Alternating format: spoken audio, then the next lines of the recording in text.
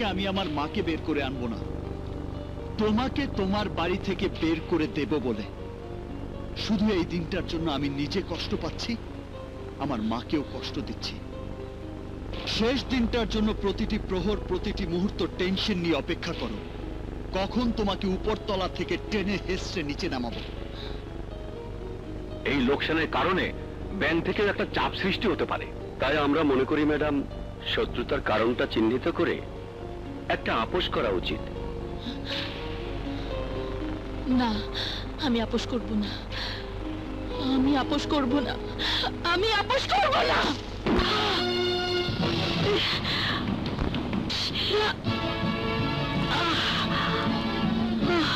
চৈতি মামুনি, তুমি তোমার ঘরে যাও, এমন কিচ্ছু হয়নি।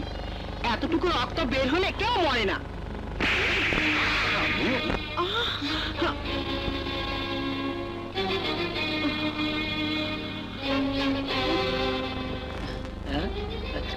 আম্মা, চৈতি মামুনি ঠিক কাজটা করছেন না? আমি? তুই আমার পেটের ছেলে না শত্রু?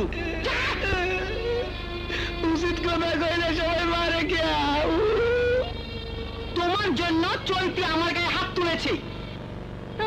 শাশুড়ির জন্য কত দরদ। ডক্টর ফারুক, আমি চৈতি চৌধুরী বলছি। প্লিজ আমার বাড়িতে একবার আসুন, please doctor. Thank you doctor.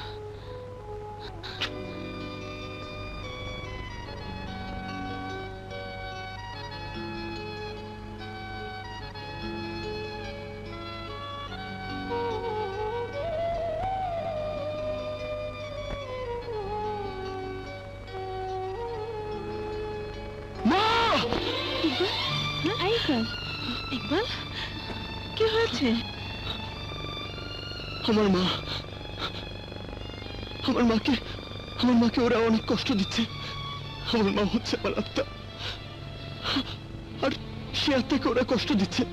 আমি জানি তুই তোর মাকে কত ভালোবাসিস।